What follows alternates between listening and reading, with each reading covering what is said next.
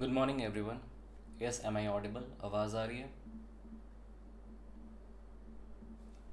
Yes, am I audible? आवाज़ आ रही है?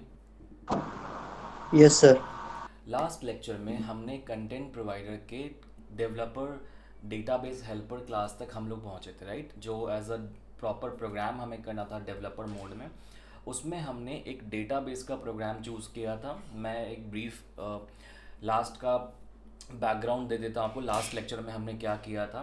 लास्ट लेक्चर में हमने कंटेंट प्रोवाइडर के ऊपर एक ऐसा प्रोग्राम किया, ट्राई स्टार्ट किया था, जिसमें हमने डेटाबेस में डेटा को भेजना था हमें, राइट? जो स्टूडेंट का डेटा है, name and roll numbers kind of thing, हमने कुछ ऐसा यूआई भी क्रिएट किया था। अगर आपको याद है तो लास्ट टाइम हमने कुछ ऐसा यूआई क्रिएट किया था। यहाँ पे हमने नेम लिया था, रोल नंबर लिया था, इंसर्ट और रीड का बटन हमने बनाया था यहाँ पे। और हमें ये डेटा को भेजना है डेटाबेस में, और वहाँ से डेटा को रीड भी करना है, but with the help of content provider. हम यहाँ पे जो भी करने वाले हैं वो कंटेंट प्रोवाइडर की हेल्प से करेंगे। हमने लास्ट लेक्चर में डेटाबेस हेल्पर क्लास अपना बना लिया था। अगर आप सभी को याद होगा तो डेटाबेस हेल्पर क्लास हमने बनाया था लास्ट लेक्चर में, और बहुत स्लोली बनाया था ताकि हमें हर एक चीज़ समझ में आ जाए। अभी हमें यहाँ पे दो काम और करना है। सबसे पहला काम, और जो सबसे ज़्यादा इम्पॉर्टेंट है, जो आपके लिए ट्रिकी हो सकता है और थोड़ा कॉम्प्लिकेटेड भी, बट अगर आप प्रैक्टिस करेंगे तो आपको वो भी समझ में आ जाएगा, जैसे हमने डेटाबेस हेल्पर को किया था।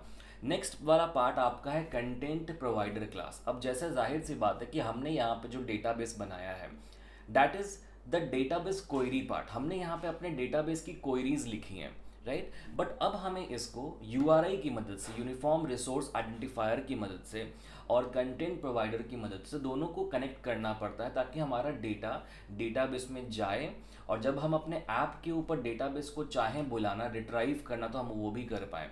इसके साथ साथ कंटेंट प्रोवाइडर जो है इस डेटा को और बाकी सारे ऐप के लिए भी अवेलेबल करता है, राइट? इसके बाद हम लोग करेंगे कंटेंट प्रोवाइडर का काम, उसके बाद हम लोग लास्ट काम करेंगे अपने मेन एक्टिविटी का काम, राइट? तो सबसे पहले हमें क्या करना है आज? सबसे पहले हम लोग बनाने वाले हैं कंटेंट प्रोवाइडर के लिए एक क्लास। तो हम सबसे पहले क्या करेंगे, हम जावा पे आएंगे। जैसे हमने डेटाबेस हेल्पर क्लास बनाया था वो सबका क्लियर था ना? Yes everyone? लास्ट लेक्चर में जो डेटाबेस हेल्पर क्लास हमने बनाया था वो क्लियर था। देखो, कभी भी ये एक्सपेक्ट मत करना कि प्रोग्राम आपको हर एक लाइन याद हो जाए। ये नहीं होता, बिकॉज ये प्रोग्राम टफ हैं, कॉम्प्लिकेटेड हैं, लेंदी हैं। इट्स मोर इम्पॉर्टेंट कि आप इन प्रोग्राम्स को पहले पहले बार में समझ लें। आपको इसकी अगर हायरार्की समझ, जैसे ये मैंने डेटाबेस हेल्पर क्लास लिखा है, ठीक है? तो ये आपको समझ में आना चाहिए कि ये मैंने क्यों लिखा है। या फिर हो सकता है कि कुछ वर्ड्स आपको ना समझ में आए, कुछ कीवर्ड आपको नहीं समझ में आए, इट्स ओके, उसको इग्नोर करो, राइट? जो हमारे लिए इंपॉर्टेंट है आपको वो समझ के लेना है कि हमने, हाँ, कहाँ पे हमने मेजर पार्ट्स अपने कोड के लिखे, जैसे टेबल हमने कहाँ क्रिएट किया है, या फिर हमने कौन से मेथड को यहाँ एग्जीक्यूट कराया है, जैसे हमने यहाँ पे एग्जीक्यूट एसक्यूएल मेथड को यूज़ किया था। सो ये सारी चीज़ें इंपॉर्टेंट हैं, राइट? तो अब हम क्या करेंगे, एक नया जावा क्लास बनाएंगे अपने कंटेंट प्रोवाइडर के लिए, फिर लास्ट में हम अपने मेन एक्टिविटी पे आएंगे, ठीक है? तो चलो हम लोग क्या करते हैं, जावा के फोल्डर पे आएंगे। जैसे कल किसी ने मुझसे व्हाट्सएप ग्रुप पे पूछा था कि उनको एक्सएमएल फाइल नहीं मिल रहा है, तो लेफ्ट साइड में आपकी जो डायरेक्टरी स्ट्रक्चर होती है, जैसे मैंने आप सभी को माइक्रो प्रोजेक्ट भेजा था अटेंडेंस मैनेजमेंट सिस्टम के ऊपर, उसमें अगर आप आएंगे तो ऐप के अंदर कुछ ऐसा दिख रहा था आपको। ऐप के अंदर आप आओगे तो यहाँ पे आपको मल्टीपल फोल्डर्स दिखेंगे। तो हम जावा के अंदर आएंगे, सबसे पहला com.example.java, इसमें हम एक जावा क्लास क्रिएट करेंगे, जैसे हमने लास्ट लेक्चर में भी किया था डेटाबेस हेल्पर के लिए। इसका नाम मैं रखता हूँ, मान लो माई कंटेंट प्रोवाइडर, ठीक है? इसका नाम मैंने सिंपल क्या रखा है, माई कंटेंट प्रोवाइडर क्लास। ये मेरा क्लास। सबसे पहला काम मैं क्या करूँगा यहाँ पे, जाहिर सी बात है कि अगर मुझे इसको कंटेंट प्रोवाइडर बनाना है तो the very first thing I do is कि मैं इसको कंटेंट प्रोवाइडर क्लास से एक्सटेंड करूँगा। सबसे पहला काम, तो मैंने इसको कंटेंट प्रोवाइडर क्लास से एक्सटेंड किया। The moment you extend your class from content provider class, जैसे ही आप कंटेंट प्रोवाइडर क्लास से अपने क्लास को एक्सटेंड करते हैं, यहाँ पे एरर आ रहा है प्रोग्राम में, दिख रहा है आप सभी को? एक रेड लाइन आ गई, और ये प्रोग्राम में एरर है हमारे। बट क्या ये वाकई में एरर है क्या कोई? यस? क्या है ये? लास्ट टाइम मैंने आप सबको बताया था, क्या है ये कोई वाकई में कोई एरर है क्या? नहीं है, राइट? यहाँ पे एग्जैक्टली क्या है कि ये हमें कुछ मेथड्स फोर्स करता है ओवरराइड करने के लिए। लास्ट टाइम भी हमने देखा था। तो हमें क्या करना है, हमें कुछ नहीं करना, हम यहाँ पे क्लिक करेंगे, यहाँ पे देखो एक रेड कलर का बल्ब का साइन आता है ऊपर में, आप इसको क्लिक करेंगे, ठीक है। यहाँ पे कुछ ऐसे मेथड्स हैं, कुछ ऐसे कंस्ट्रक्टर हो सकते हैं, कुछ ऐसे कर्सर हो सकते हैं जो हमें anyway we have to override. तो हम क्या करेंगे, हम सिंपली इम्प्लीमेंट मेथड्स पे क्लिक करेंगे। अब देखो इतने सारे मेथड्स जो हैं ये इम्प्लीमेंट करने के लिए हमारे पास आ चुके हैं, दिख रहा है आप सभी को, इतने सारे मेथड्स हमारे पास आ चुके हैं। तो हो सकता है कि कुछ मेथड्स की आपको ज़रूरत ना भी हो, स्टिल आप इसको इम्प्लीमेंट कर लो, उसको खाली छोड़ देना, ठीक है। चलो तो हम इसको सिंपली ओके क्लिक करते हैं। परफेक्टली एरर सॉल्व, एरर आपको सॉल्व होता हुआ दिख रहा है। अब हमारे पास यहाँ पे सारी जो चीज़ें थी ना वो एकदम सॉल्व हो गई, एरर सॉल्व हो गया, हमारे सारे मेथड्स यहाँ पे ऑटोमेटिक जो है इंसर्ट हो चुके हैं। अब सबसे बड़ा चैलेंज क्या आता है, जैसे मैंने बहुत सारे कॉलेजेस के लेक्चर्स देखे हैं, जो हमारे एग्जिस्टिंग स्टूडेंट थे लास्ट ईयर को, वो भी बताते थे कि चलो अगर बहुत सारे टीचर्स आपको प्रोग्राम्स दे भी देते हैं और आपको MS वर्ड में PDF फाइल में आजकल कॉलेज में प्रोग्राम दे देते हैं, ठीक है, बट प्रॉब्लम ये आती है कि अगर मैं आपको इसकी PDF फाइल दे दूँ, कभी आपसे प्रिपेयर नहीं होगा, this is my guarantee to you, ये कभी आप प्रिपेयर नहीं कर पाओगे। क्यों? क्योंकि ये हिंट जो आपको अभी मिला, क्या ये एग्ज़ाम पेपर पे मिलेगा हिंट? बताओ, एग्ज़ाम पेपर पे ये हिंट मिलेगा कभी भी? जो मैंने अभी क्या किया, नहीं मैंने सर। इम्प्लीमेंट्स किया सिंपली, ठीक है। अब मेरे लिए भी बहुत आसान है एज अ डेवलपर कि मैंने सिंपली, क्योंकि मेरी आदत है ये, बट अगर मैं भी एग्ज़ाम पेपर लिखूंगा शायद मुझे भी ये चीज़ें याद नहीं रहेंगी कि इतने सारे मेथड्स थे। उसके लिए मैं आपको एक ट्रिक बताऊंगा आगे जाके, अभी नहीं, पहले हम लोग प्रोग्राम करेंगे, फिर हम लोग आगे जाके ट्रिक बताएंगे आपको कि आपको पेपर को कैसे लिखना है, ठीक है। सो अभी टेंशन मतलब, मैं इसका एक शॉर्ट फॉर्म आपको कंटेंट बनाऊंगा आपके साथ मिलके, जिसमें आपको पेपर राइटिंग में सिखाऊंगा इसका, ठीक है। तो देखो अभी के लिए हमने इतना कुछ कर लिया, अब हम क्या करेंगे। अब देखो यहाँ पे ना, जैसे लास्ट टाइम भी हमने कुछ वेरिएबल्स डिक्लेयर किया था यहाँ पे डेटाबेस हेल्पर क्लास में, डेटाबेस का नाम, version, table name, column ID वगैरह वगैरह। तो हम यहाँ पे भी वही सेम चीज़ें करते हैं, क्योंकि हमें यहाँ पे आगे जो हमारा कंस्ट्रक्टर होने वाला है या जो भी मेथड्स हम बनाने वाले हैं उसमें हमें ज़रूरत होती है, राइट। हमें ज़रूरत होंगी कुछ मेथड्स की, या फिर ऑन क्रिएट मेथड के अंदर भी हमें कुछ चीज़ें पास करनी होंगी। तो हम उसके लिए क्या करेंगे, हम उसके लिए जनरेट करेंगे कुछ वेरिएबल्स को यहाँ पे। तो वेरिएबल्स में सबसे पहले मैं यहाँ पे वेरिएबल्स कुछ बनाना स्टार्ट करता हूँ, ठीक है। तो मैं सबसे ऊपर क्लास में आऊँगा। अब मैं किसी मेथड के अंदर वेरिएबल नहीं बनाता हूँ ताकि मेरा वेरिएबल ग्लोबल रहे, इसलिए अगर मैं मेथड के अंदर वेरिएबल बनाऊंगा तो काम करेगा, बट उसमें बहुत सारे रिस्ट्रिक्शंस आ जाते हैं बाद में, क्योंकि हमारे पास मल्टीपल क्लासेस हैं। तो आई प्रेफर कि मैं सबसे ऊपर टॉप में वेरिएबल्स को डिक्लेयर करूँ, ठीक है, चाहे आप पब्लिक कर रहे हैं या प्राइवेट कर रहे हैं, ठीक है। Private static final, last lecture में मैंने बताया था स्टैटिक फाइनल का मतलब क्या, किसी को याद है? कोई बताना चाहेगा क्या मतलब है? यस, किसने पूछा था मुझसे लास्ट लेक्चर में ये सवाल कि स्टैटिक फाइनल मैंने क्यों लिया है? यस, महक आपने पूछा था शायद, आज प्रेजेंट नहीं क्लास में। Yes anyone? Yes Atharva, Ravindra, क्या था मतलब बताओ, ऐसे भूलना नहीं हमें लास्ट लेक्चर की चीज़ों को। यस अविनाश, स्टैटिक फाइनल का मतलब क्या था, क्यों हमने यूज़ किया था जावा में? चलो स्टैटिक का मतलब तो पता होगा ना सबको, आप लोगों को। यस चलो मैं हिंट देता हूँ, ऐसा कुछ था जिसमें हम इंस्टेंस को बिना क्रिएट किए हुए, यस यस याद आया, बिना इंस्टेंस को क्रिएट किए हुए फंक्शन कॉल कर सकते हैं, राइट। यस, और चलो फाइनल का मतलब बताओ क्या है।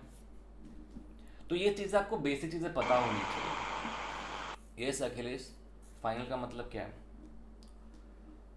जिसकी वैल्यू सर चेंज वो होती है। फाइनल बना देता है, वैल्यू चेंज नहीं हो सकती उसकी। ओके वेरी गुड, ठीक है। देखो कांस्टेंट रहता है वो। इन चीज़ों को आप लोगों को याद रखना है, ठीक है। दिस इज़ व्हाट आई मेंट कि जब आप आगे बढ़े तो बेसिक चीज़ों को मत भूलो, ऐसा मत करो कि बस प्रोग्राम देख रहे हैं आप लोग, ऐसा मत करो, ठीक है। मैं यहाँ पे एक वेरिएबल बनाऊंगा ऑथोरिटी के नाम का। अब जनरली ऑथोरिटी में क्या होता है कि हम अपने पैकेज को पास करते हैं। पैकेज याद है आप सबको, जब मैंने प्रोजेक्ट क्रिएट किया था तो एक पैकेज का नाम आता है सबसे पहले, याद है आप सभी को, राइट।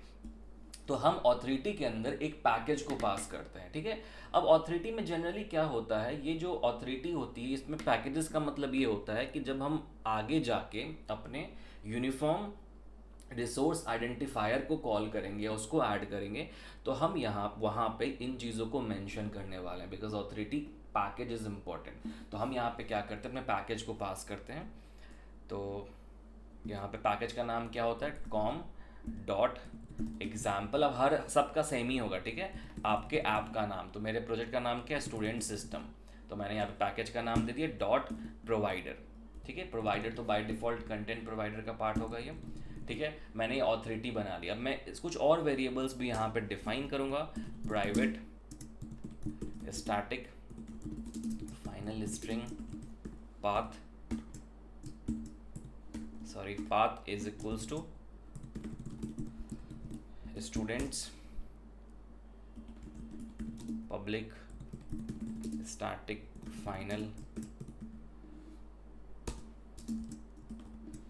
यहाँ पे एक URI के लिए हमें बनाना पड़ेगा, ऑब्जेक्ट क्रिएट करना पड़ेगा, बिकॉज हम यहाँ पे URI को ही यूज़ करने वाले, यूनिफॉर्म रिसोर्स आइडेंटिफायर को इस्तेमाल करेंगे। ये हमने इम्प्लिसिट इंटेंट के प्रोग्राम में भी किया था, अगर आपको याद है तो। ठीक है, अब इसका एक सिंटेक्स कुछ इस तरीके से होगा। यहाँ पे हम ऑथोरिटी को पास करते हैं, ऑथोरिटी, ये पाथ पूरा हम पास कर रहे हैं यहाँ पे।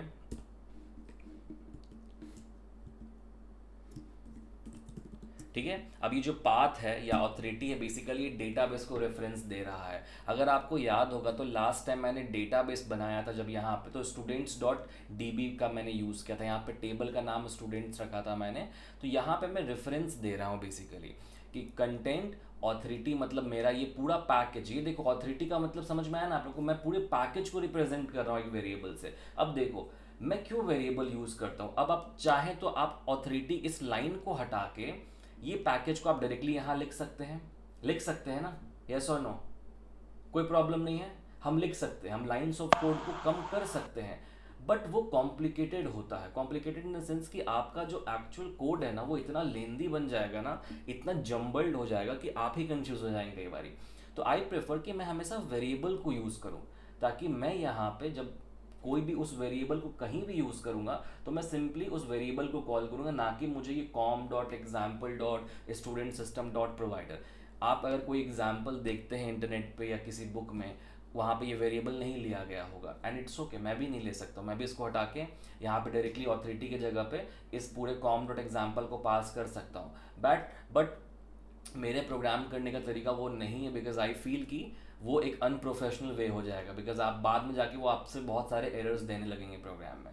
ठीक है, तो मैंने यहाँ पे इसलिए एक वेरिएबल को यूज़ किया है। मेरा ये वाला काम भी हो गया। अब हम इसके बाद कुछ आईडीज़ क्रिएट कर लेते हैं। तो मैं यहाँ पे यूज़ करता हूँ private static final integer students is equals to 1। अब मैंने ये बाय डिफ़ॉल्ट आईडी सेट की है और स्टूडेंट आईडी सेट करूँगा मैं यहाँ पे, क्योंकि कुछ मेथड्स ऐसे हैं जहाँ पे हमें ये ज़रूरत पड़ने वाली है।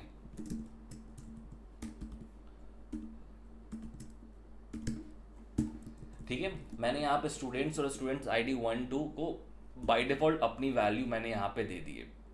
अब देखो यहाँ पे क्या है कि मेरा मेन कोड जो है, ये मेन मेथड मेरा ऑन क्रिएट में होने वाला है, राइट। ये मेरे पास ऑन क्रिएट मेथड है। इसके बाद मैं क्वेरी, कर्सर में क्वेरी लिखूंगा।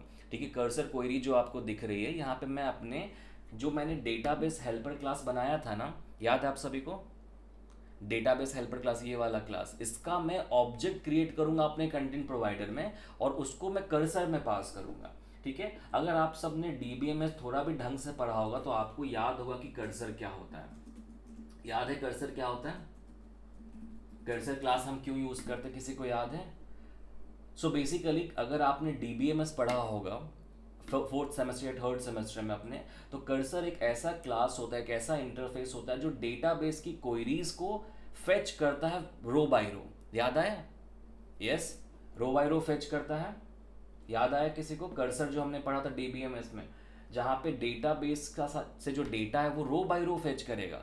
तो इसलिए हम यहाँ पे कर्सर को इस्तेमाल करने वाले हैं। जो कर्सर आपको दिख रहा है ना यहाँ पे, पब्लिक कर्सर क्वेरी। अब जाहिर सी बात, जब आप डेटा को स्टोर करते हैं डेटाबेस में तो वो रोज एंड कॉलम्स के फॉर्मेट में आएगा। जैसे मैंने डाला प्रिंस 1 2 3, ये पहला रो हो गया। दूसरा मैंने डाला राज 1 2 4, ये दूसरा रो हो गया। अब जब हम उसको फेच करेंगे तो जाहिर सी बात है कि हमें कर्सर का इस्तेमाल करना ही होगा, इसलिए मैंने यहाँ पे कर्सर को यूज़ किया है। ठीक है, चलो, पर हम कर्सर पे अभी नहीं आएंगे। उस पे आने से पहले और ऑन क्रिएट पे आने से पहले मुझे 2 3 चीज़ें और करनी होगी। सबसे पहला काम मैं क्या करता हूँ, वेरिएबल डिक्लेरेशन के बाद एक अपना URI मैचर क्लास, मतलब जो हमारा एक जावा में, एंड्रॉयड में आप यूनिफॉर्म रिसोर्स आइडेंटिफायर जो होता है उसमें एक क्लास होती है जिसको हम लोग कहते हैं URI मैचर क्लास। ठीक है, अब URI मैचर क्लास एग्जैक्टली क्या होता है, तो URI मैचर क्लास एंड्रॉयड के अंदर ये हमारे डिफरेंट URIs को, यूनिफॉर्म रिसोर्स आइडेंटिफायर्स को मैच करने का काम करता है। स्पेसिफिकली जब हम अपने कंटेंट प्रोवाइडर पे काम कर रहे हैं और अगर हमें कोई क्वेरी इंसर्ट करनी है, डिलीट करनी है, अपडेट करनी है, तो हम उस टाइम पे अपने क्वेरी URI मैचर क्लास का इस्तेमाल करते हैं। तो कई बार अगर आपसे किसी टीचर ने पूछ लिया, हालांकि डिप्लोमा में कोई एक्सटर्नल ओरल में इतना एडवांस नहीं लेता है, बट क्योंकि ये आपके सिलेबस का पार्ट है तो हमें पढ़ना है, राइट। तो अगर किसी ने पूछा आपसे तो आपको यही जवाब देना है कि वो URI मैचर क्लास जो होता है वो URI को मैच करने का काम करता है जब हम स्पेसिफिकली कंटेंट प्रोवाइडर में इंसर्ट अपडेट डिलीट करते हैं। तो ठीक है, चलो मैं यहाँ पे क्या करता हूँ, मैं यहाँ पे एक URI मैचर क्लास बनाता हूँ, private static final URI mature. एक ऑब्जेक्ट बना दो इसका, URI मैचर का एक ऑब्जेक्ट आप बना दो, यहाँ पे कुछ भी नाम रख दो, is equals to new URI matcher, URI matcher dot no match. ठीक है, एंड देन हम यहाँ पे कुछ वेरिएबल्स को डिफाइन कर देंगे URI मैचर के, URI matcher dot add authority. ठीक है, ऑथोरिटी हमने ऑलरेडी पास किया हुआ अपने वेरिएबल के अंदर, सॉरी ऑटो क्लोजेबल नहीं, यहाँ पे आएगा हमारा ऑथोरिटी आएगा, पाथ आएगा और मेरा वर्जन आएगा, स्टूडेंट्स आईडी आएगा। तो मेरा वेरिएबल है स्टूडेंट्स। ठीक है, मैंने इसको पास कर दिया। अब अगर आप ये वेरिएबल पहले से नहीं बनाते तो आपको सब चीज़ें यहाँ पे पास करनी पड़ती, तो वो बहुत लेंदी बन जाता, बहुत बहुत गंदा दिखेगा, फिर वो ऐसा लगे कि आप कोड में खुद ही कंफ्यूज हो जाएंगे। इसलिए मैंने कोड को थोड़ा मॉड्यूलर रखा है। नेक्स्ट मैंने इसी को कॉपी पेस्ट किया और मैं यहाँ पे स्टूडेंट आईडी को पास करूँगा। जो ऊपर मैंने एक और स्टूडेंट आईडी बनाई थी ना, मैं उसको पास करूँगा। ऑथोरिटी पाथ सेम रहने वाला है। यहाँ पे मुझे क्या करना पड़ेगा, एक और साइन होती है जो हम हैश से रिप्रेजेंट करते हैं, वो पास कर देंगे। ठीक है, जब हम आईडी को रिप्रेजेंट करेंगे तो हैश वहाँ पे रहना चाहिए, स्टूडेंट आईडी। ठीक है, तो मैंने 2 वेरिएबल यहाँ पे मैचर में पास कर दिया ताकि ये मैच कर पाए मेरी क्वेरी को। अब इसका काम क्या है, देखो इसका काम, अगर आपको सिंटेक्स में थोड़ा भी कंफ्यूजन हो रहा है, मैं इन जनरल इसका वर्किंग बताता हूँ। ये जो URI मैचर है ना, ये मेरे URL से, मतलब मेरी जो URI है उससे मैच करेगा जाके, उसके बाद क्वेरी एग्जीक्यूट कराएगा।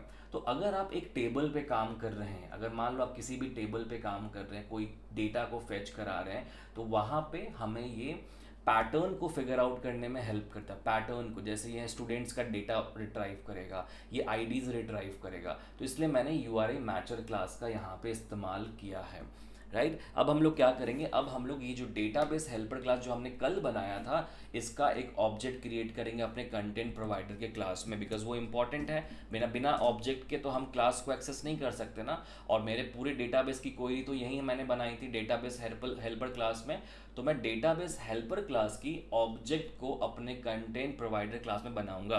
बट कैसे बनाते हैं जावा में ऑब्जेक्ट, बताओ। Yes Avinash, how to create an object in Java? Simply class name object name कर सकते हैं ना ऐसा। यस, सिंपली अगर आप क्लास का नाम लिखोगे, ऑब्जेक्ट का नाम लिखोगे, तो वो ऑब्जेक्ट क्रिएट हो क्लास जाएगा, name and object name. Right. और कुछ तो करने की ज़रूरत नहीं है हमें यहाँ पे। तो हम क्या करेंगे, सिंपली यहाँ पे प्राइवेट डेटाबेस हेल्पर क्लास, जो मेरा ऑलरेडी क्लास है डेटाबेस हेल्पर क्लास, जो मैंने बनाया था, आपको कल मैंने बनाना सिखाया था। यहाँ देखो, public class database helper class, तो मैं यहाँ पे सिंपली उसका एक ऑब्जेक्ट तैयार कर लूँगा DB हेल्पर क्लास के नाम से, या आप कुछ भी नाम इसका रख सकते हैं। अब हमने यहाँ पे डेटाबेस हेल्पर क्लास का ऑब्जेक्ट जो है वो क्रिएट कर लिया। अब हम अपने मेथड्स पे काम करना स्टार्ट करेंगे। सबसे पहला मेथड यहाँ पे मेरा बूलियन ऑन क्रिएट मेथड। मैं रिटर्न फॉल्स को अभी के लिए हटा देता हूँ यहाँ से, ठीक है, बाद में मुझे ट्रू करना पड़ेगा। तो मैं ऑन क्रिएट के अंदर सिंपली डेटाबेस हेल्पर क्लास को इनिशिएट करूंगा। डेटाबेस हेल्पर क्लास का object is equals to new database helper class get context, ठीक है। ये मेरा काम हो गया ऑन क्रिएट का। यहाँ पे रिटर्न कर दो आप ट्रू। ये मेरा पहला मेथड यहाँ पे हो गया। मैंने डेटाबेस हेल्पर क्लास का को मेमोरी एलोकेशन दे दी है। अब हम लोग सबसे इंपॉर्टेंट पॉइंट पे आएंगे, सबसे इंपॉर्टेंट कर्सर पे आएंगे। रिटर्न नल जो दिख रहा है आपको, मैं इसको हटा देता हूँ। सबसे पहले मैंने इसको यहाँ से हटा दिया, राइट। अब हम लोग ये चेक करेंगे कि मेरे आर्ग्यूमेंट्स तो सही हैं यहाँ पे। सबसे पहला मेरा URI का ऑब्जेक्ट यहाँ पे क्रिएट हो रहा है, ये भी सही है। ये ओवरराइड करने की ज़रूरत नहीं है हमें नलेबल को, तो ये सब हटा दो यहाँ से। स्ट्रिंग प्रोजेक्शन भी है, ठीक है, वो भी सही है हमारा यहाँ पे। देन हमें स्ट्रिंग सिलेक्शन, मैं एक बार पैरामीटर्स चेक कर रहा हूँ कि कौन कौन से पैरामीटर्स अगर हमें नहीं चाहिए तो हम इसको यहाँ से हटा देंगे। स्ट्रिंग आर्ग्यूमेंट्स और लास्ट हमारा होगा आई थिंक स्ट्रिंग, ठीक है। सर लाइन ब्रेक करो ना। हाँ एक सेकेंड, मैं इसको ऐसे कर देता हूँ, ठीक है। मैं डायरेक्टरी स्ट्रक्चर को छुपा देता हूँ। अब लाइन ब्रेक की ज़रूरत नहीं है ना? यस। ओके देखो, तो अभी मैंने वो नलेबल वगैरह यहाँ से जो है वो हटा दिया है, ठीक है। अब मैं यहाँ पे क्या करूँगा, मैं यहाँ पे सिंपली अपने जो डेटाबेस हेल्पर क्लास थे उसके कुछ मेथड्स को यहाँ पे यूज़ करना स्टार्ट करूँगा, क्योंकि अब मुझे डेटा को फेच करना है। तो देखो क्या, सबसे पहले मैं SQLite डेटाबेस का यहाँ पे हेल्प लेने वाला हूँ। तो एक क्लास का नाम है SQLite database. SQLite database db is equals to db helper dot get readable database. मैंने यहाँ से डेटाबेस को फेच करने का ट्राई किया है। अब हम यहाँ पे कर्सर का एक ऑब्जेक्ट बनाएंगे। Cursor is equals to db dot query. अभी यहाँ पे हम क्वेरी लिखेंगे डेटाबेस हेल्पर डॉट टेबल का नाम, मेरे टेबल का नाम। अब मैंने टेबल नेम वेरिएबल में क्यों स्टोर किया था, समझ में आ रहा है आप सभी को कि उसकी स्ट्रैटेजी क्या थी। यहाँ पे मैंने टेबल नेम क्यों बनाया था, ताकि मुझे ये स्टूडेंट्स बार बार नहीं लिखना पड़े, ठीक है, क्योंकि मैंने यहाँ पे डायरेक्टली टेबल नेम को पास कर दिया अपने, राइट। अब मैं टेबल नेम को यहाँ पे पास करा मैंने, कॉमा। यहाँ पे प्रोजेक्शन में हमें कुछ देने की ज़रूरत है, तो projection selection and selection arguments, ठीक है। इसे मैंने बाय डिफ़ॉल्ट किया और बाकी सब मुझे कुछ नहीं चाहिए तो मैंने नल कर दिया। ऑर्डर वगैरह हमारा कुछ नहीं है, ठीक है, हमें ऑर्डर वगैरह कुछ नहीं चाहिए यहाँ पे, तो हमने यहाँ पे नल कर दिया।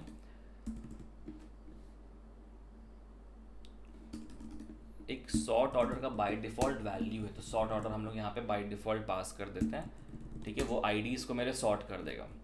Cursor dot set notification URI get context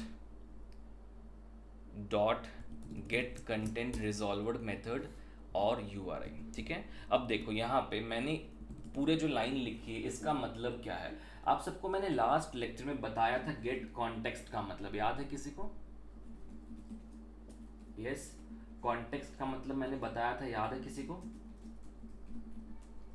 इसके बाद मैंने यहाँ पे गेट कॉन्टेक्स्ट जो किया है, इसके बाद मैंने कंटेंट रिजॉल्वर क्लास का इस्तेमाल किया है, ठीक है। अब हम इसको समझते हैं, मतलब मैं इस पूरे लाइन को समझाने की कोशिश कर रहा हूँ आपको।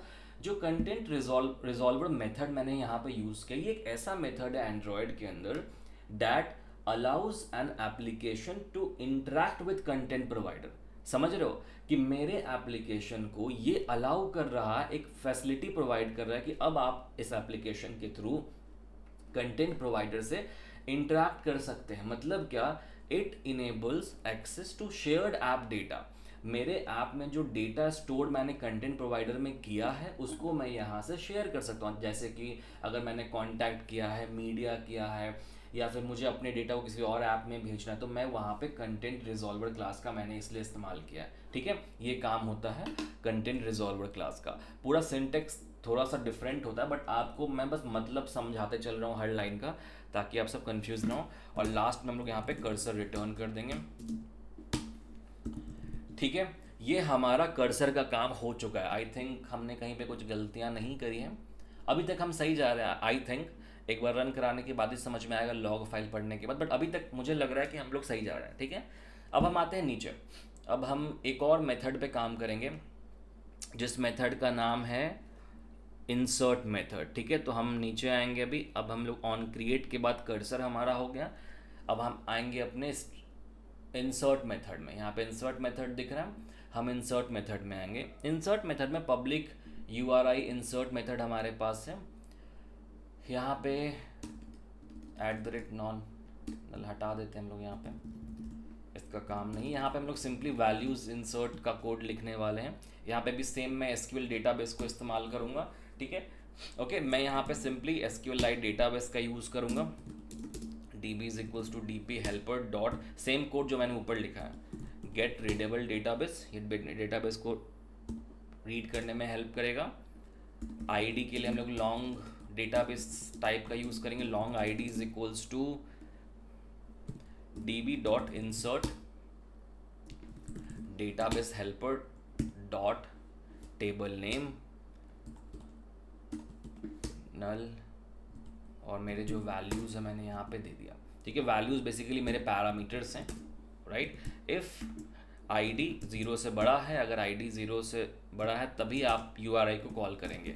URI new URI is equals to content. अब यहाँ पे बहुत सारे क्लासेस आपको दिखेंगे, डिफरेंट क्लासेस दिखेंगे। अब मैं आपको एक सजेशन देता हूँ कि कुछ मेथड्स को मैं यहाँ पे फास्ट इसलिए ले रहा हूँ क्योंकि हमारे पास भी एक लिमिटेड टाइम है।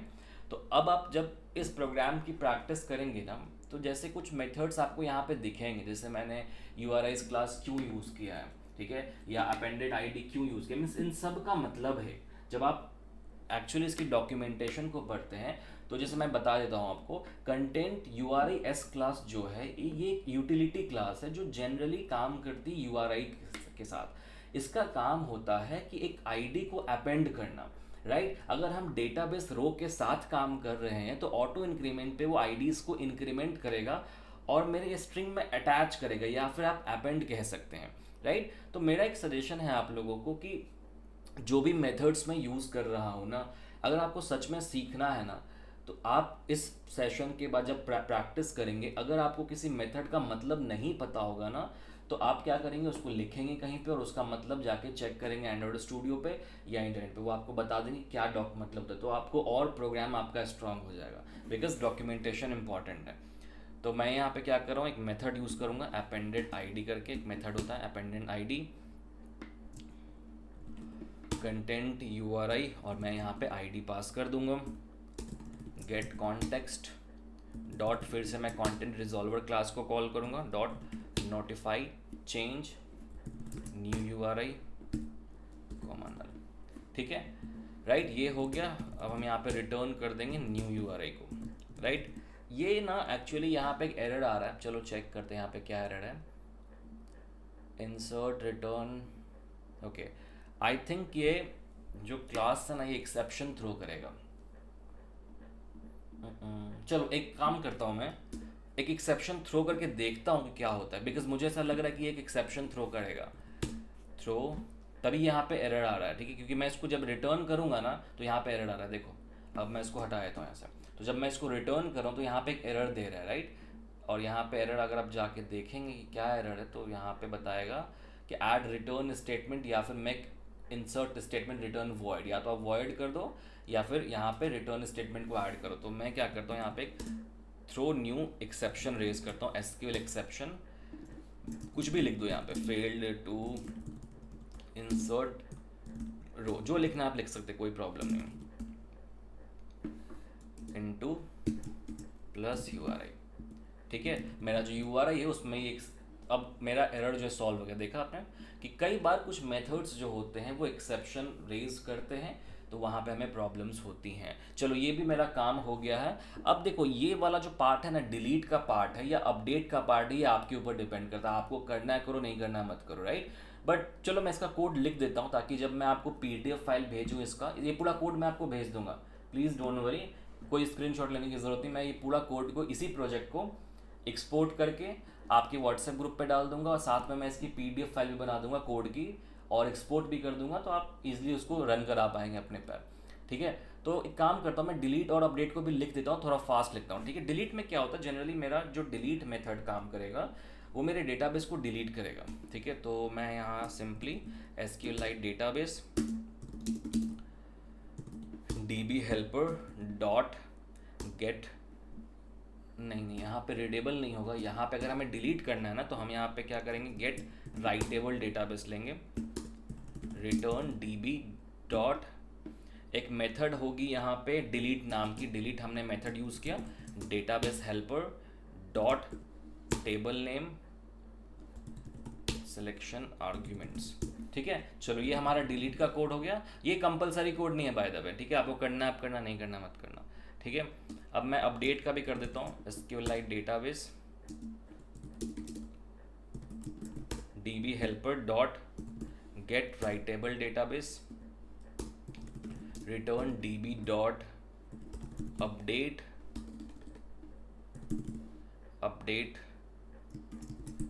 Database helper dot table name values comma selection.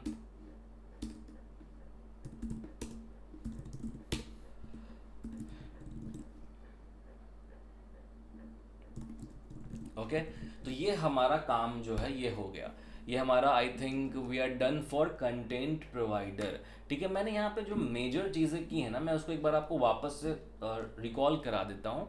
सबसे पहले मैंने कुछ वेरिएबल्स यहाँ पे क्रिएट किया, उसके बाद मैंने URI मैचर क्लास क्रिएट किया ताकि मैं अपने डेटाबेस के साथ मैच करा पाऊँ।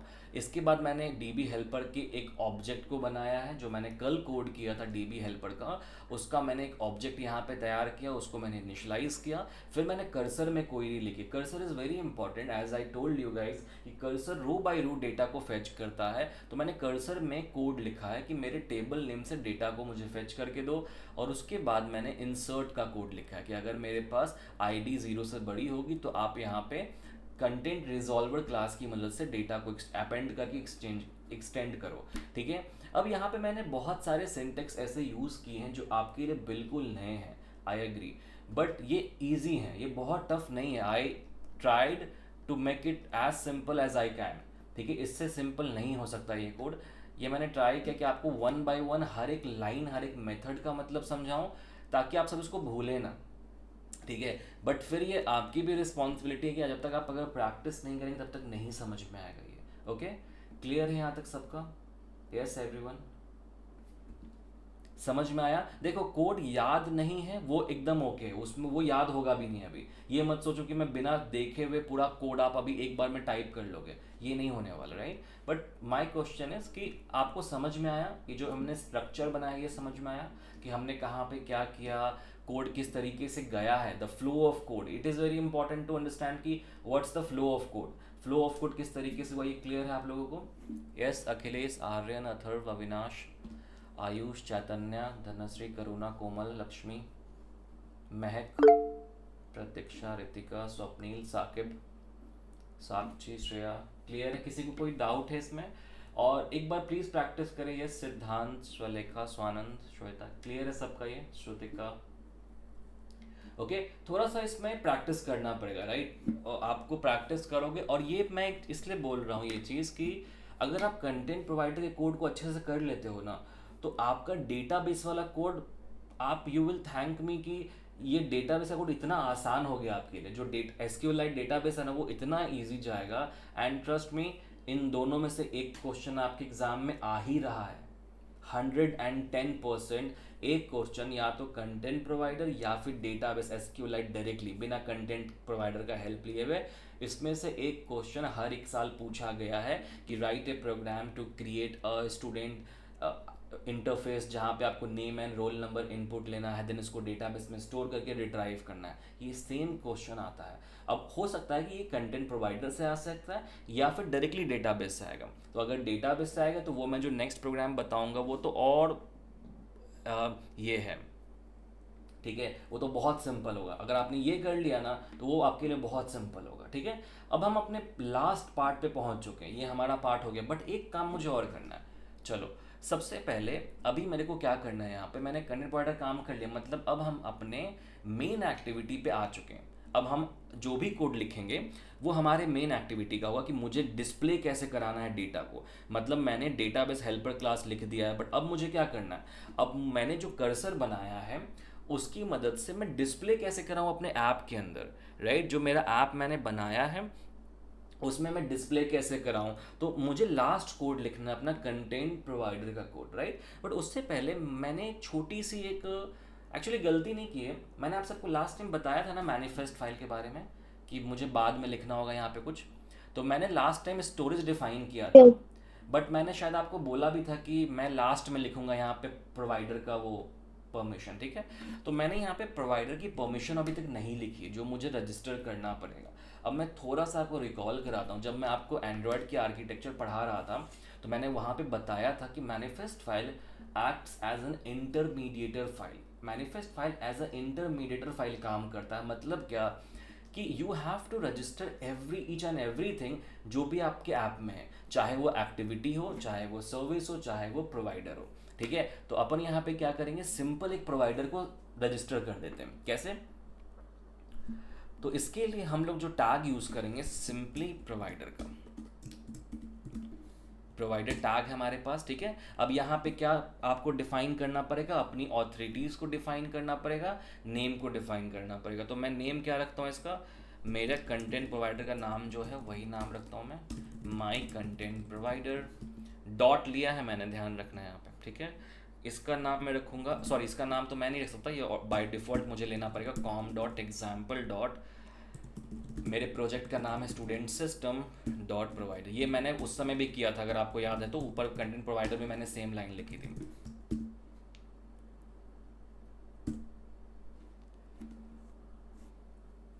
कहीं पे मैंने कुछ गलती की है क्या? ओके लेट्स सी, सॉरी मैंने उल्टा कर दिया एक्चुअली, ठीक है, मैंने उल्टा कर दिया। मैंने नेम में कॉम डॉट एग्जाम्पल मुझे नहीं लिखना था, मैंने उल्टा लिख दिया। तो एक काम करो, इसको कट करो यहाँ से और मैं इसको प्रोवाइडर ऑथोरिटीज़ में लिखता हूँ, ठीक है। मैंने उल्टा लिख दिया था। ऑथोरिटीज़ में मेरा पैकेज का नाम आएगा और नेम में मेरा आएगा जो मेरे फाइल का नाम है, माई कंटेंट प्रोवाइडर, ठीक है। ये मैंने लिख दिया। यहाँ पे हम एक और दो परमिशन को डिफाइन करेंगे। एक है ग्रांट यूआरए परमिशन, को मैं ट्रू कर दूंगा कि यूआरए परमिशन मुझे मिल जाए यहाँ से, और एक डेटा को एक्सपोर्टेड भी मैं ट्रू कर देता हूँ, ठीक है। तो मेरा प्रोवाइडर काम हो गया, मैनिफेस्ट फाइल को नाउ यू कैन क्लोज। अब तो आप कंटेंट प्रोवाइडर क्लास को भी क्लोज कर सकते हैं, कोई काम नहीं है इसका में, ठीक है। अब हम लोग आते हैं मेन एक्टिविटी पे। चलो टाइम वेस्ट नहीं करेंगे, मेन एक्टिविटी पे आएंगे। मेन एक्टिविटी में सबसे पहला काम क्या करूँगा, सबसे पहली चीज़ जो XML में आपने ये चीज़ें डिफाइन की है ना, इसको आप यहाँ पे ऑब्जेक्ट बना लो, ठीक है। तो मैं इन सब फाइल्स को भी कट करता हूँ। मेन जावा में मैं इन सभी का ऑब्जेक्ट तैयार कर लूँगा सबसे पहले। तो मैं यहाँ पे आऊँगा जावा में और सबसे पहले मैं दो एडिट टेक्स्ट बना लूँगा, edit text ET name, edit text name और ET रोल नंबर, ठीक है। ये मैंने बना लिया। देन मैं एक बटन बनाऊंगा, दो बटन है एक्चुअली मेरे पास, तो एक बटन इंसर्ट का है, एक बटन रीड का है। तो मैं यहाँ पे BTN इंसर्ट बनाऊंगा, BTN रीड बनाऊंगा, ठीक है। इसके बाद मैं रिजल्ट को डिस्प्ले कराने के लिए एक टेक्स्ट व्यू का यूज़ करूँगा और यहाँ पे मैं रिजल्ट को डिस्प्ले करूँगा। अब बहुत जगह पे ना आप देखोगे ऐसा, जैसे बहुत सारे प्रोग्रामर्स जो, अगर मैं एज अ प्रोग्राम करता, एज अ प्रोग्रामर मैं अगर एक्ट करूँगा और अगर मुझे इस रिजल्ट को यहाँ पे डिस्प्ले नहीं कराना है, मान लेते हैं कि मुझे इस रिजल्ट को कहीं और भेजना है, तो मैं इस रिजल्ट को टेक्स्ट व्यू में कभी डिस्प्ले कराऊंगा ही नहीं, मैं डायरेक्टली लॉग में डिस्प्ले कराऊंगा। बट आई थिंक वो आपको अभी सीखने की ज़रूरत नहीं है, नहीं ज़रूर, क्योंकि बहुत सारे बच्चों को लॉग फाइल पढ़ने भी नहीं आती है, and I think it's okay, ठीक है। तो इसलिए मैंने यहाँ पे एक सिंपल चीज़ यूज़ किया है, टेक्स्ट व्यू को, ठीक है। ये मेरा काम XML का यहाँ पे जो मैंने किया था, ये जो मैंने डिफाइन किया, ये बटन्स जो मैंने बनाए हैं, इसके लिए मैंने यहाँ पे ऑब्जेक्ट तैयार कर लिया। ये सब मैंने बहुत पहले बताया था बेसिक क्लास में। अब क्या करेंगे बताओ, कोई बताएगा मुझे अब क्या करेंगे? कास्टिंग करेंगे। कास्टिंग करेंगे, वेरी गुड, कास्टिंग करेंगे। सिंपली कास्टिंग सबको कर दो यहाँ पे, ये भी प्रोसेस बहुत सिंपल है। ET name is equals to find view by ID, r.id dot ET name, ET roll number,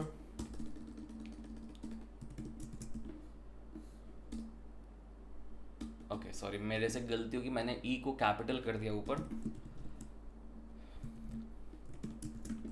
ET roll number is equals to find view by ID r.id dot ET roll number. इसके बाद हम करेंगे button, दोनों button को cast करेंगे, button insert को, button insert button read is equals to find view by ID r.id dot.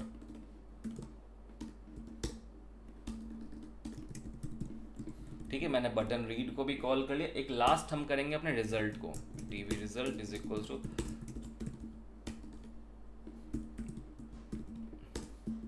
ठीक है मैंने कास्टिंग कर लिया। अब हम क्या करेंगे, सबसे पहला क्लिक लिसनर सेट करेंगे, क्योंकि बटन क्लिक पे ही मेरा सारा कोड आने वाला, मतलब जो भी परफॉर्म मैं करूंगा वो सारा कुछ तो मैं बटन क्लिक पे ही करने वाला हूँ ना, चाहे वो इंसर्ट का हो या रीड का हो। मतलब मेरे को दो बटन्स पे क्लिक इवेंट लगाने हैं, ठीक है।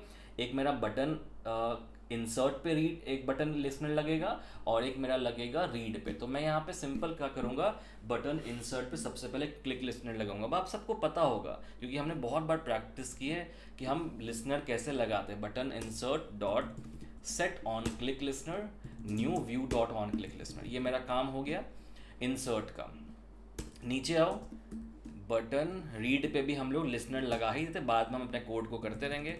Set on click listener new view dot on click listener. Okay, ये यहाँ पे क्या हुआ, button read dot set,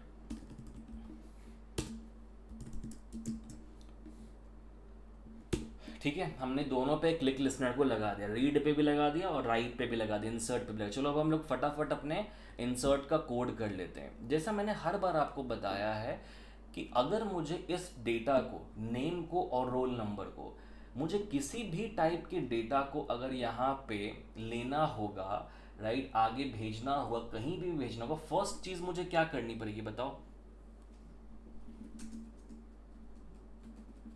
yes,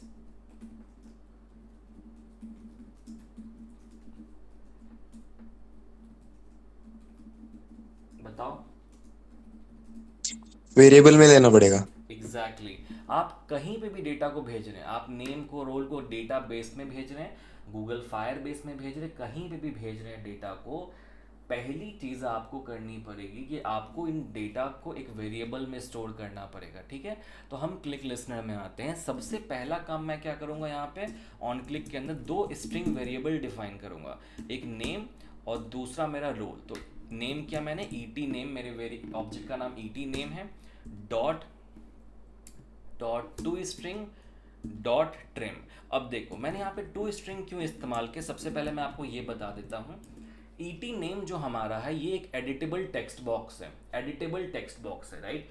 editable का मतलब ये होता है कि ये एक सब क्लास है कैर सीक्वेंस का, राइट, जो मॉडिफिकेशंस प्रोवाइड करेगा आपको। तो इसलिए हम इसको क्या करते हैं, टू स्ट्रिंग में कन्वर्ट करते हैं, ताकि मेरा जो एडिटेबल बॉक्स है वो स्ट्रिंग में कन्वर्ट हो जाए। समझ में आ रहा है? ये एक एडिटेबल बॉक्स है जहाँ पे आप इनपुट देते हैं, बट मुझे एडिटेबल बॉक्स नहीं चाहिए। मुझे क्या चाहिए, मुझे इसको स्ट्रिंग में कन्वर्ट करना है। सो एडिटेबल को अगर मैं स्ट्रिंग में कन्वर्ट करता हूँ तो इसलिए मैं यहाँ पे यूज़ करता हूँ to string. To string basically क्या होगा कि मेरे एडिटेबल बॉक्स को, जो मेरा एडिटेबल बॉक्स है, इसको स्ट्रिंग में कन्वर्ट कर देगा। ट्रिम मैंने क्यों इस्तेमाल किया, अगर कोई मेरे पास खाली स्पेस है तो उसको आप हटा दो वहाँ से, ठीक है। तो ये मैंने नेम के लिए किया। मैं सेम चीज़ें यहाँ पे रोल के लिए भी करूँगा। Roll number is equals to ET roll number dot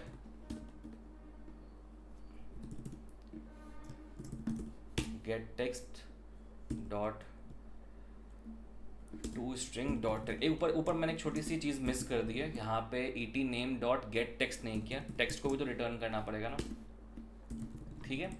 अब हमारा यहाँ पे हो गया, राइट। हमने दोनों डेटा को दोनों वेरिएबल में स्टोर कर लिया। अब एक ऑप्शनल कोड मैं यहाँ पे लिखूंगा वैलिडेशन का। अगर आपको ये कोड लिखना का मन है तो आप लिखो, नहीं लिखने का मन मत लिखो, बट मैं लिखना चाहता हूँ बिकॉज मुझे वैलिडेट करना है अपने फील्ड्स को। अगर किसी ने नेम में इनपुट नहीं दिया तो एक कंडीशन लिख दूंगा, if name dot is empty, अगर नेम जो है वो खाली है, या फिर roll number dot is empty, दोनों में से कोई भी अगर खाली है तो आप यहाँ पे एक टोस्ट मैसेज प्रिंट कर दो, toast dot make text main activity dot this, text में हम प्रिंट कर देंगे इंटर ऑल फील्ड्स। ठीक है, अब अगर टोस्ट मैंने नहीं पढ़ाया आपको तक, 5th यूनिट में पढ़ना है हालांकि हमें, अगर मैंने नहीं पढ़ाया अभी तक तो इसको समझो कि ये टेम्प्ररी मैसेज हमें देता है, टेम्प्ररी मैसेज। ठीक है, आगे मैं पढ़ा दूंगा आपको, बट ये टेम्प्ररी मैसेज हमें प्रिंट करके देगा। ओके, और यहाँ पे हम क्या करेंगे, रिटर्न। ओके, बट ये एक्स्ट्रा कंडीशन मैंने लगा, ये लाइन को आप स्किप भी कर सकते हैं। अब हम आएंगे इंसर्ट के कोड पे, content values is equals to new content values. अब हम डेटा को पुट कर रहे हैं, ठीक है, मतलब डेटा को आगे भेज रहे हैं, डेटा वैल्यूज डॉट पुट, यहाँ पे हम अपने कॉलम को आगे भेजेंगे, मतलब डेटाबेस को इंसर्ट करेंगे, कॉलम नेम कॉमा नेम, जो वेरिएबल में मेरा डेटा स्टोर है। तो ये क्या करेगा पता है आपको, ये लाइन कॉलम नेम, मतलब जो मैंने डेटाबेस में कॉलम बनाया है उस वहाँ पे इस नेम को डाल देगा। जैसे मैंने डाला प्रिंस, तो प्रिंस ये नेम वाले कॉलम में मेरे नेम को जाके इंसर्ट कर देगा। ये समझ में आ रहा? और यही सेम चीज़ मैं रोल के लिए भी करूँगा, तो मैं 2 बार लिखूंगा, जाहिर सी बात है, values dot put, same code, database helper class dot column roll. ID में नहीं डालना, आईडी में क्यों नहीं डालना बताओ, कोई जवाब देगा इसका? Integer dot parse int roll, roll number को हमने पारसेंट में कन्वर्ट क्यों किया? क्योंकि वो स्ट्रिंग में था। यस बताओ, फटाफट बताओ, आईडी में हम क्यों नहीं डाल रहे हैं डेटा को? Yes fast. चलो मैं आपको हिंट देता हूँ, डेटाबेस हेल्पर क्लास खोलता हूँ, सामने कोड लिखा, क्यों नहीं डाल रहे हैं आईडी में? मेरे पास 3 कॉलम्स हैं यहाँ पे, ID, column name, roll number, but हम आईडी में कुछ इंसर्ट क्यों नहीं कर रहे हैं बताओ?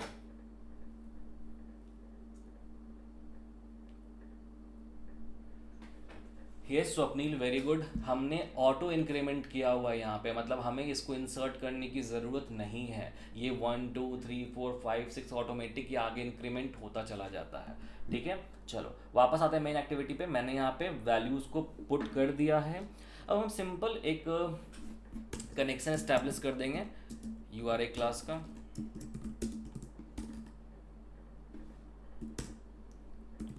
Is equals to get content resolver class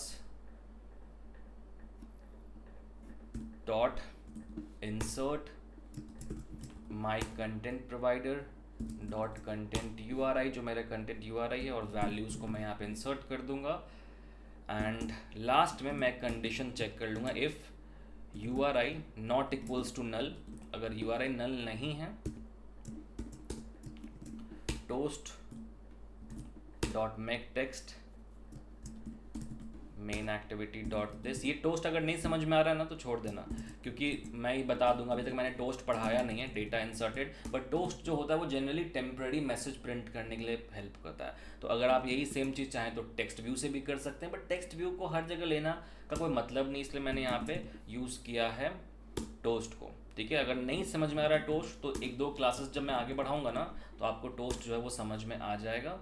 data insert हो गया। अब डेटा इंसर्ट की वजह से मैंने डाला प्रिंस और रोल नंबर 12 डाला, तो जब डेटा इंसर्ट हो जाए तो मेरा डेटा वहाँ से हट जाना चाहिए। मतलब जैसे देखो, अगर मैंने यहाँ पे डेटा इंसर्ट कर दिया, ठीक है, और मैं चाहता हूँ कि सबमिट के बाद डेटा वो खाली कर दे, तो आप क्या करो, यहाँ पे et name dot set text empty छोड़ दो, खाली, तो ये ऑटोमेटिक जो है ये खाली कर देगा, मतलब टेक्स्ट को एम्प्टी छोड़ दो तो खाली कर देगा।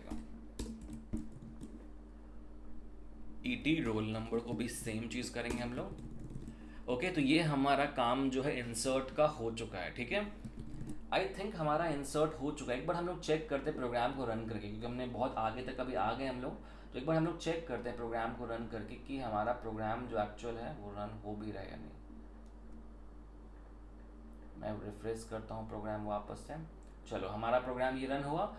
अभी हम लोग टाइप करते हैं यहाँ पे, मान लो कि मैंने टाइप किया राज 23, ठीक है, इंसर्ट किया हमने, डेटा इंसर्टेड, दिख रहा है आप सभी को? ये टोस्ट होता है, जो आपके सामने टेम्पररी मैसेज आया था वापस चला गया, ये टोस्ट होता है, दिखा ना आप सभी को डेटा इंसर्ट होता है। ठीक है, अगर आप लॉग फाइल चेक करेंगे तो यहाँ पे दिखेगा भी आपको, लॉग फाइल में देखो कहीं दिख रहा है क्या? ओके, बहुत ऊपर का लॉग फाइल में देख रहा हूँ। देखो यहाँ पे कहीं आपको दिख रहा होगा, राज नाम दिख रहा होगा एंड देन डेटा दिख रहा होगा मेरा, स्टूडेंट।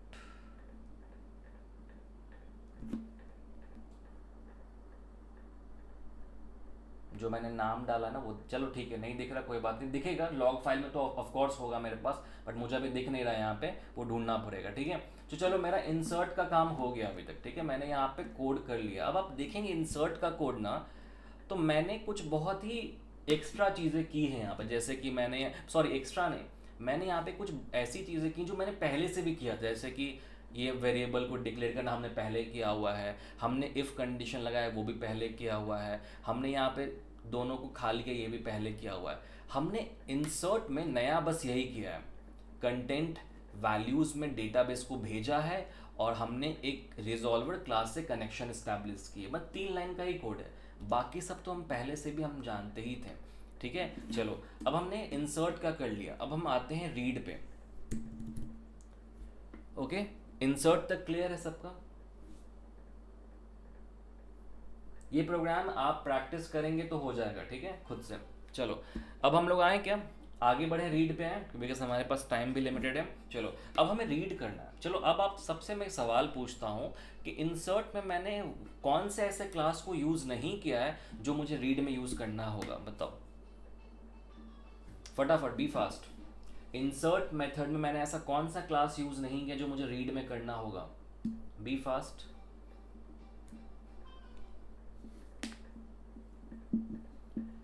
अभी मैंने थोड़ी देर पहले बताया था आपको कि जब हम डेटा को रीड करते तो हम कौन से क्लास का इस्तेमाल करते हैं। Yes, anyone?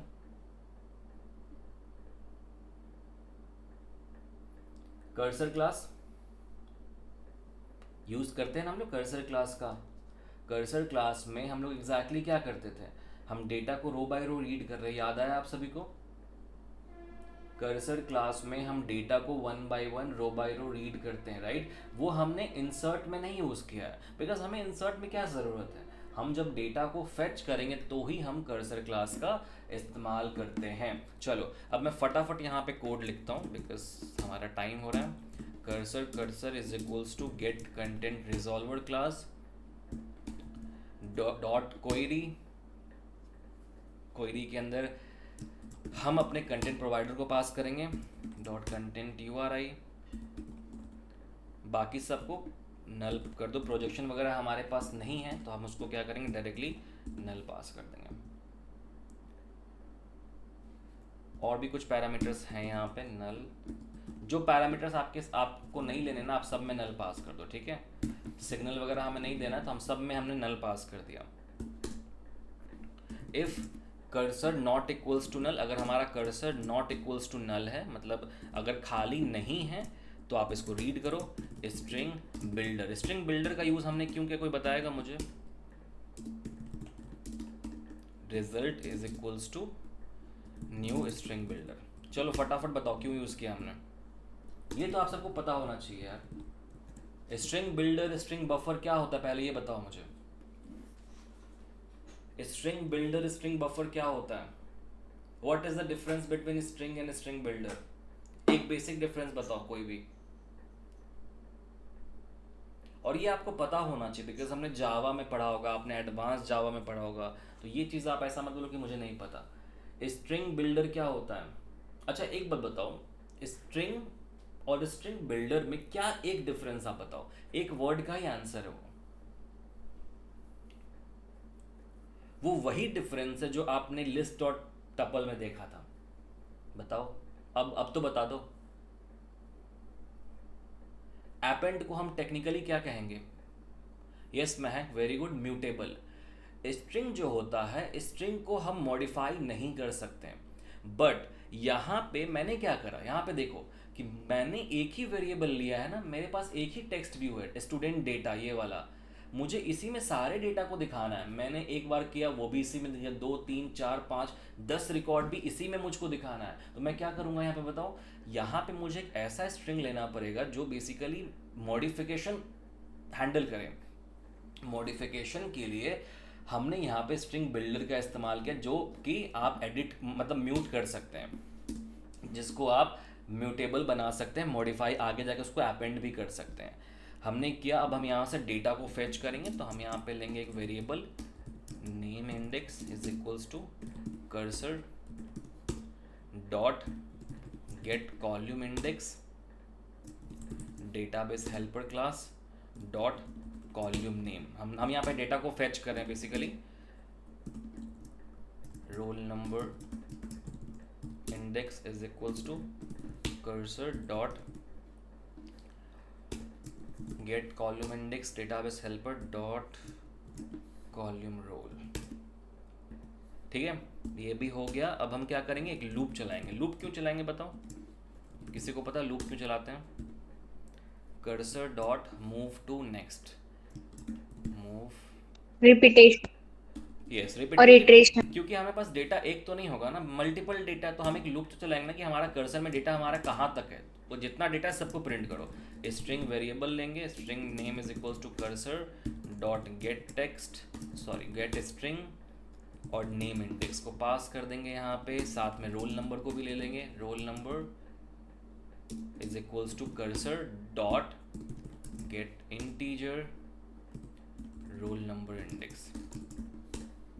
ठीक है, हमने कर्सर की मदद से यहाँ पे, अब हमारा डेटा फेच हो चुका है। अब हम क्या करना है, हमें सिंपली रिजल्ट में सेट कर देना, रिजल्ट डॉट अपेंड नेम, ये तो आप अपने अकॉर्डिंग डिजाइनिंग कर सकते हैं, डॉट अपेंड अपेंड में हम नेम पास करेंगे,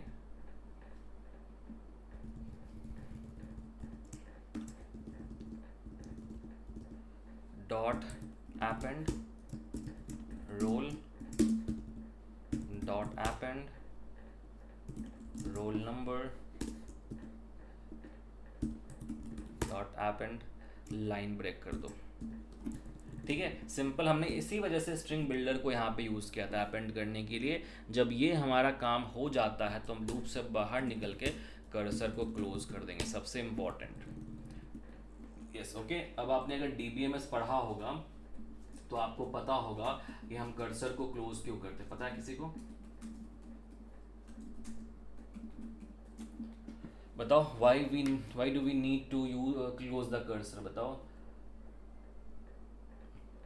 सिंपल है, इससे मेमोरी लीक होती है। अगर आपने एक मेमोरी को ओपन करा है, देखो अब ये बहुत लॉजिकल चीज़ है, ये बहुत कॉन्सेप्चुअल चीज़ है, ये प्रोग्रामिंग तरीके से मैं आपको नहीं समझा सकता, बट मैं आपको सिंपल आई ट्राई कि मैं आपको बताता हूँ कि कॉन्सेप्चुअल वे में। ठीक है, देखो जब भी हम किसी मेमोरी को ओपन करते हैं, इट्स लाइक तिजोरी। तिजोरी जब आप खोलते हैं, आपने वहाँ से सामान निकाल लिया, राइट, आपने अपनी वार्डरोब को खोला, आपने अपनी ज्वेलरी निकाल ली, एंड आप उसके बाद सबसे बेसिक चीज़ क्या करते हैं, आप लोग बताइए?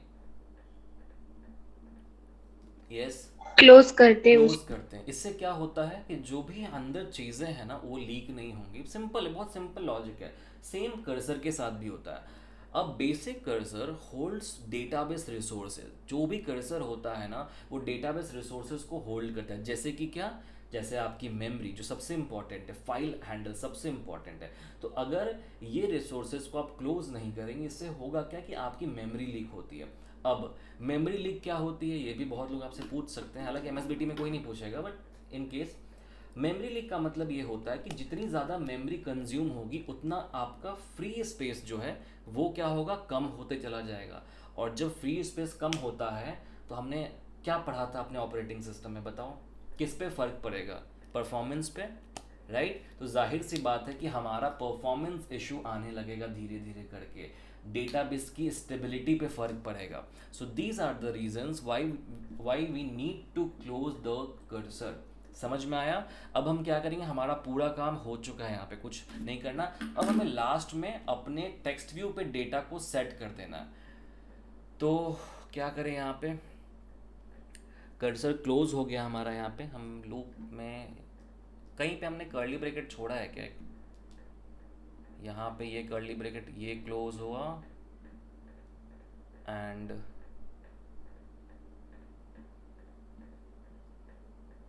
चलो ठीक है, मुझे लगा कि मैंने कर्ली ब्रैकेट को कहीं मिस किया। ठीक है, अब मैंने कर्सर यहाँ पे क्लोज किया। अब इसके नीचे मैं सिंपली कर दूंगा यहाँ पे रिजल्ट को set. If result dot length 0 से बड़ा है, मतलब अगर एम्प्टी नहीं है तो आप इसको सेट कर दो। TV result dot set text result dot to string set कर दिया। एल्स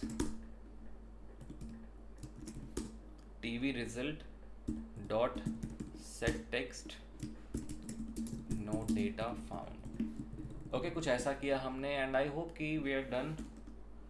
मुझे तो लग रहा है कि एरर नहीं आना चाहिए बिकॉज हमारा इंसर्ट तक प्रोग्राम सही था, राइट। अब हमें रीड पे देखना कि रीड में मैंने कुछ गलतियां तो नहीं की हैं। Let's verify first. ये मैंने सही किया, इंडेक्स को कॉल किया, लूप कोड चलाया, चलो ठीक है। Okay, I think we are good to go. चलो एक बार रन कराते हैं प्रोग्राम को। रन कराया, नेम में मैं लेता हूँ प्रिंस 34, इंसर्ट डेटा इंसर्टेड। दिख रहा है आप सभी को, मैं रीड करता हूँ, रीड हो रहा डेटा, बट ये अरेंजमेंट बहुत अजीब सी आ रही है। आपको दिख रहा है अरेंजमेंट थोड़ी सही नहीं है। काम करता हूँ मैं, यहाँ पे मैंने सबसे पहली गलती क्या की, मैंने स्लैश एन को, बताओ क्या गलती की, कोई किसी को दिख रहा है स्लैश एन को मैंने क्या किया है? अभी भी नहीं दिखा आप सबको? स्लैश एन को मैंने स्ट्रिंग बना दिया यहाँ पे, ये मैंने गलत लिया ना, मुझे लिखना चाहिए था ऐसा। करेक्ट है? अब हुआ, अब मेरा ये लाइन ब्रेक करेगा, बट लाइन ब्रेक करने से पहले एक बार मैं और रन कराता हूँ। अब वापस करते हैं योर। अब ये लाइन ब्रेक करेगा। डेटा कोड हमारा सही था बट लाइन ब्रेक नहीं हो रहा था। Insert data, insert data fetch, दिख रहा है ये पहले वाला डेटा मेरा आ रहा है, जो पुराना डेटाबेस था ना वहाँ का भी डेटा फेच करा, बिकॉज मे बी दोनों डेटाबेस का नेम सेम होगा, इसलिए कोई दिक्कत नहीं। अगर आप नया डेटाबेस बनाएंगे तो पहले वाले डेटा को ये फेच नहीं करेगा। ये प्रॉब्लम इसलिए हो रही है, प्रॉब्लम नहीं है, ये समझ में आया ना आप सभी को क्या हो रहा है यहाँ पे? ये मेरे पुराने वाले डेटा को भी फेच कर रहा है क्योंकि मेरे डेटाबेस का नाम सेम है। एक और है कि नेम और रोल नंबर को आप थोड़ा और अच्छे से अरेंज कर दें यहाँ पे, कुछ इस तरीके से। वापस रन कराओ, परफेक्टली हमारा प्रोग्राम जो है वो रन कर रहा है। देखो राकेश 90 रीड, दिख रहा है आपको? परफेक्टली दिख रहा है। अब आप अपने अकॉर्डिंगली कर सकते हैं चेंजेस, साइज टेक्स्ट व्यू की बढ़ाना कम करना, जो करना आप करें, राइट। वो कम्प्लीटली आपके ऊपर डिपेंड करता है। ओके, क्लियर है सबका? ये समझ में आया? Yes sir. ओके, देखो ये कोड ऐसा कोड है ना, ज़रूरी नहीं है कि आपको ये कोड पूरा एक बार में समझ में आ जाए, ठीक है, ये ज़रूरी नहीं होता बेसिकली, क्योंकि ये एक ऐसा प्रोग्राम है कि ऐसा कोड है जहाँ पे आपको प्रैक्टिस लगती है। बट आई थिंक कि हमने इतना अच्छे से, मैंने 2 क्लास इसलिए लिया है इसके लिए बिकॉज आई वांट कि नहीं आपको कॉम्प्लिकेटेड प्रोग्राम ही करना है अच्छी तरीके से क्लियर, ताकि आपका जो एक प्रोग्रामिंग मिथ है, जो एक फियर ऑफ प्रोग्रामिंग है, वो चला जाए, ठीक है। और हर एक साल का हमारा जो रिकॉर्ड रहा है एंड्रॉयड में MSBT का हाईएस्ट, वो भी मैं आप सभी से एक्सपेक्ट करता हूँ कि आप हाईएस्ट स्कोर करें, इसलिए हम लोग हर प्रोग्राम करते हैं। यहाँ पे हमने एक बहुत बहुत बड़ा प्रोग्राम कर लिया कंटेंट प्रोवाइडर का। नेक्स्ट टॉपिक हमारा रहेगा डेटाबेस, SQLite डेटाबेस मैं आपको नेक्स्ट लेक्चर में पढ़ाऊंगा, जहाँ पे ये फ्रेगमेंट भी है, बट फ्रेगमेंट हम लोग लास्ट में लेंगे क्योंकि फ्रेगमेंट जो है वो बहुत सिंपल है, ठीक है। तो सिंपल को हम लोग लास्ट में करेंगे। इस फ्रेगमेंट से पहले हम लोग क्या करेंगे, हम लोग डेटाबेस कर लेंगे। SQLite डेटाबेस पढ़ाऊंगा, डेटाबेस के बाद हम लोग सर्विस करेंगे, सर्विस के बाद फ्रेगमेंट करेंगे, एंड देन हम लोग camera, bluetooth, text to speech, ये सारी चीज़ें, वो सब तो सिंपल है, कुछ है नहीं, वो सब का कोड मैं आपको दे दूंगा तो समझ में आ जाएगा। ज़्यादा कुछ नहीं है। ब्लूटूथ एक्चुअली जो है आपका 5th यूनिट ही है, और एनिमेशन वगैरह भी कर लेंगे, ठीक है। कोई नहीं, पैनिक नहीं होना, आराम से जाएंगे सिलेबस में ताकि हम चीज़ों को अच्छी तरीके से प्रिपेयर कर सकें। ओके चलो, तो आज की क्लास के लिए इतना ही। आज संडे था बट आपका स्टिल क्लास हुआ है। आज आपका एक ही क्लास था, बाकी हम लोग अपने नेक्स्ट क्लास में मिलते हैं कल मॉर्निंग में और आगे की चीज़ों को कंटिन्यू करते हैं। ओके, समझ में आया कोड आप सभी को? चलो तो मिलते हैं हम लोग अपने नेक्स्ट क्लास में। Bye bye, have a good day and enjoy your Sunday. Bye bye.